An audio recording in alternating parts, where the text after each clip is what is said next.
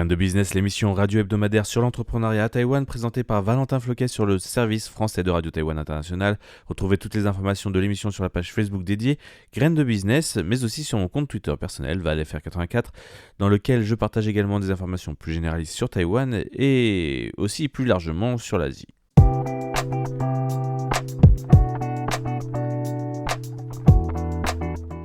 Le magazine des jeunes entreprises à Taïwan, Graines de business.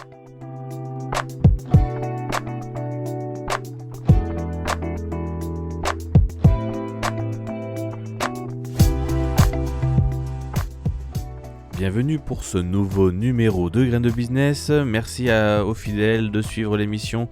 Cette semaine, nous allons parler de quelque chose encore de technique par rapport à ce que nous faisons ces derniers temps et un peu par rapport aux interviews qu'on a fait précédemment avec Michel Bru. Cette fois-ci, on va continuer notre dossier sur comment la faillite d'une grosse start-up peut arriver avec le cas d'Omelette Arcade, un peu un cas d'école, sur comment, sur les difficultés que peuvent rencontrer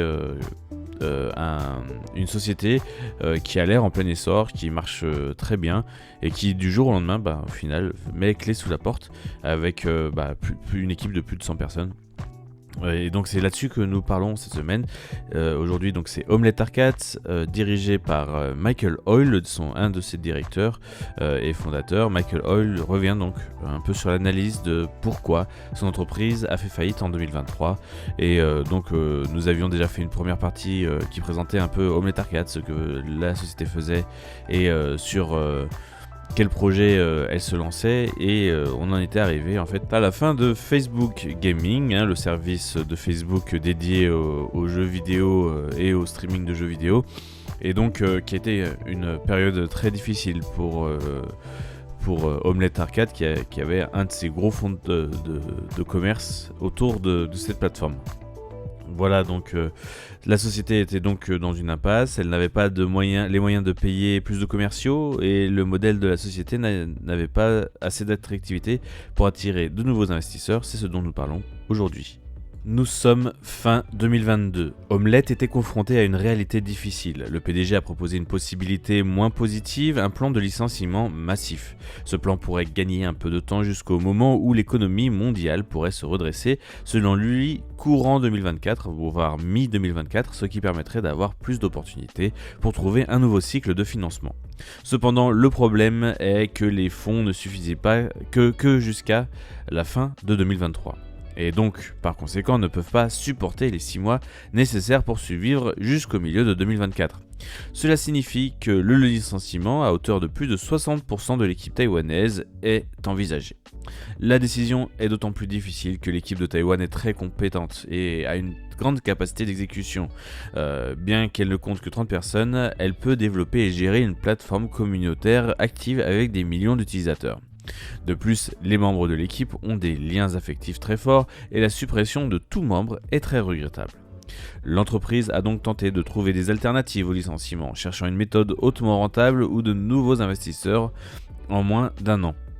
Cependant, avec le retrait de plusieurs géants de la technologie du secteur, de la diffusion de jeux vidéo, des doutes ont émergé quant à la viabilité de cette approche. La décision a alors été prise de s'engager dans une transformation en explorant le domaine des VTubers. Malheureusement, cette nouvelle initiative n'a pas généré les changements escomptés, ce qui fait qu'une nouvelle option est épuisée. Omelette, en tant qu'entreprise, a toujours maintenu une discrétion marquée, consacrant tout son temps à améliorer ses produits et son équipe. Non seulement elle a évité les dépenses publicitaires, qui peuvent très vite coûter cher, mais elle a également rarement participé à des événements hors ligne afin de rencontrer d'autres équipes de start-up et d'entrer en contact avec des potentiels investisseurs. La participation à de tels événements a débuté à la fin de 2022, notamment lors de la Taipei Blockchain Week, dans le but de rencontrer davantage de business angels ou d'investisseurs et d'élargir le réseau au sein de la communauté des investisseurs qui pourraient être potentiellement intéressés par Omelette Arcade.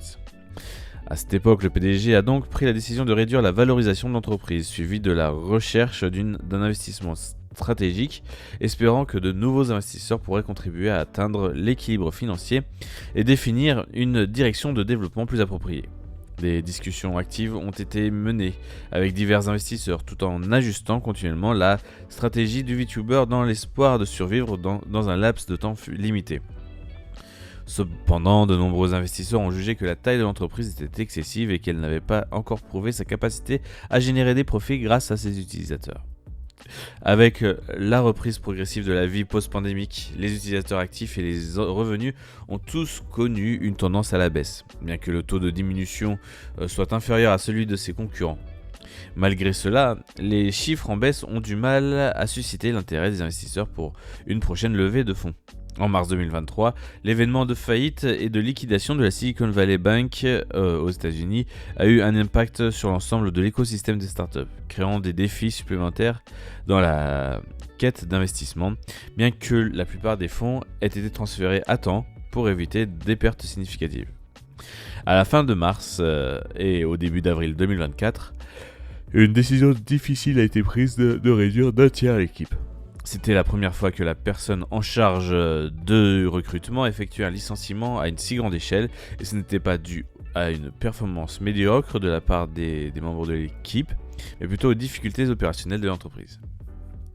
Une semaine avant les licenciements, le responsable ressentait un poids considérable, surtout en observant des collègues inconscients de la situation travailler avec dévouement, faisant des heures supplémentaires pour respecter les délais, suscitant un sentiment de culpabilité chez la direction.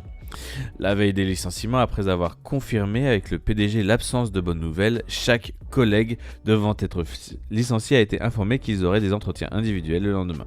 Autant dire que la veille des entretiens, le responsable de recrutement a à peine dormi et réfléchissant à la manière de présenter ses excuses et à comment expliquer la situation de l'entreprise à l'équipe restante.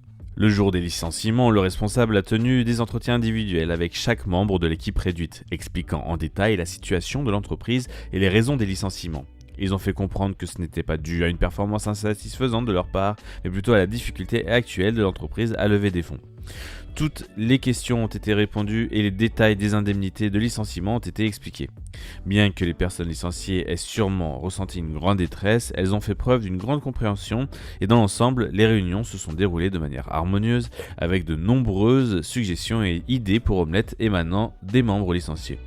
Certains collègues avaient anticipé la situation en recevant le message la veille, se préparant mentalement et même apportant des sacs pour emballer leurs affaires. L'après-midi du même jour, une réunion générale avec l'ensemble du personnel a été organisée, exposant ouvertement la situation de l'entreprise et les événements récents. Le PDG craignait initialement que les licenciements n'incitent de nombreux employés à chercher de nouveaux emplois ou à démissionner, mais au contraire, l'équipe est devenue plus unie, cherchant à sauver l'entreprise en développant de nouvelles fonctionnalités. Cependant, malgré les revenus supplémentaires générés par le nouveau Avatar Mall et les ajustements publicitaires, ces efforts n'ont pas réussi à améliorer significativement la situation financière de l'entreprise. À ce moment crucial, une autre difficulté majeure s'est présentée. Minecraft avait mis à jour son architecture de connexion impactant profondément Omelette car cela affectait directement la capacité d'attirer des utilisateurs via le mode multijoueur de Minecraft. Contrairement aux mises à jour antérieures de Minecraft, les équipes d'ingénieurs n'ont pas réussi à adapter rapidement le support d'Omelette à ces changements qui semblaient préparer la plateforme à de nouvelles fonctionnalités futures. Après des analyses approfondies, toutes les stratégies envisageables semblaient inapplicables.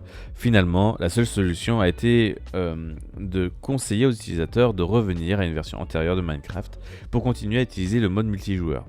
Bien que de nombreux utilisateurs aient choisi de revenir à la version précédente pour maintenir le mode multijoueur, cela n'était clairement pas une solution viable à long terme. Cela signifiait que la méthode sur laquelle la plateforme comptait attirer un grand nombre d'utilisateurs organiques n'était plus viable. La situation de levée de fonds n'était pas non plus encourageante. L'objectif n'était pas seulement de maintenir Omelette Arcade en vie de manière précaire, mais d'avoir suffisamment de fonds pour tenir un an ou deux. Mais cela n'avait pas beaucoup de sens pour les investisseurs. À l'époque, les revenus mensuels étaient suffisants pour couvrir les coûts de serveurs et une partie des salaires de l'entreprise. En théorie, si l'équipe était réduite à moins de 10 personnes, maintenant, seulement pour le fonctionnement de base sans développement de nouvelles fonctionnalités, Omelette aurait pu survivre. Cependant, cette survie signifierait l'incapacité de croître, entraînant inévitablement un déclin progressif. Pour les membres de l'équipe restants, cela représenterait simplement une consommation supplémentaire de 1 à 2 ans de leur jeunesse pour finalement mettre fin à Omelette Arcade. Ainsi, lors de la recherche d'investisseurs, l'objectif n'était pas seulement d'obtenir de l'argent pour prolonger la durée de vie d'Omelette Arcade, il fallait s'assurer que les nouveaux investisseurs trouvés auraient la capacité de permettre de croître et de générer des profits de manière légitime à l'entreprise. De nombreuses approches avaient été tentées, mais Omelette n'avait jamais réussi à se transformer en une plateforme rentable. Cela indiquait une insuffisance des capacités actuelles de l'entreprise avec l'incapacité de trouver un modèle commercial durable pour soutenir une plateforme de cette envergure. Beaucoup de membres de l'équipe avaient consacré près de 10 ans d'efforts, et si cette voie ne pouvait vraiment pas être poursuivie, il valait mieux y mettre fin plus tôt que de continuer à la tirer. Lors des présentations aux investisseurs, la situation difficile a été partagée de manière honnête, informant que les fonds de l'entreprise étaient sur le point de s'épuiser. Le PDG a pris la décision que si des conditions d'investissement satisfaisantes n'étaient pas connues d'ici la fin juin, Omelette Arcade serait fermée. Cela garantirait que tous les membres de l'équipe recevraient des indemnités de licenciement appropriées et seraient en mesure de couvrir toutes les dépenses, y compris les impôts et diverses pénalités de rupture de contrat. Et donc, au cours des derniers mois, en plus de continuer les discussions avec les investisseurs en capital risque, l'entreprise a également essayé de négocier avec certaines grandes entreprises, en particulier celles souhaitant pénétrer le marché de l'Asie du Sud-Est, notamment des entreprises américaines.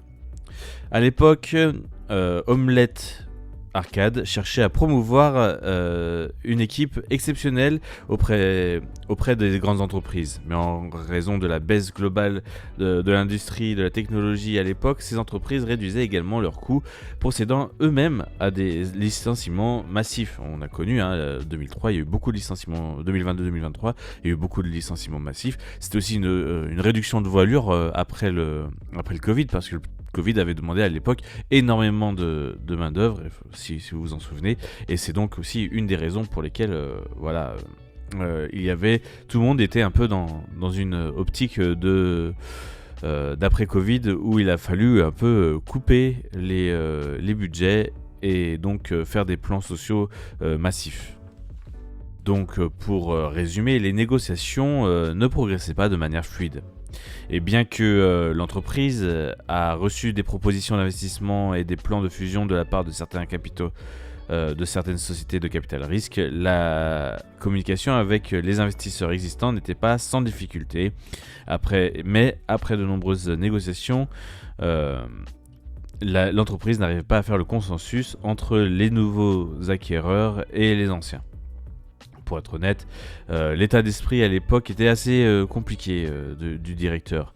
Les entreprises proposant des conditions d'investissement ne correspondant pas totalement au produit et à l'équipe d'Omelette Arcade. Alors peut-être que si l'entreprise avait obtenu des fonds, elle aurait survécu, cela fait presque aucun doute, si des sociétés avec de grandes poches auraient pu les contacter et les acquérir. Seulement, c'était à condition que l'orientation du produit change radicalement et que cela aurait pu être difficile à la fois pour les utilisateurs, mais aussi pour les membres de l'équipe de se retrouver dans un modèle nouveau. Et d'un autre côté, le directeur lui-même souhaitait ardemment continuer à travailler avec l'équipe qu'il avait créée, qui était selon lui exceptionnelle, et il voulait continuer à persévérer et essayer de trouver des solutions par lui-même.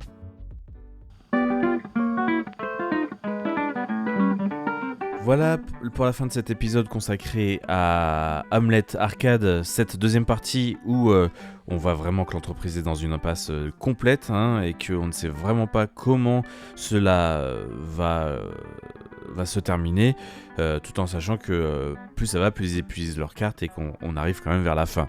C'est donc ce dont on va parler la semaine prochaine. Je vous remercie de suivre l'émission, c'était Valentin Floquet pour Radio Taïwan International. Excellente journée à tous.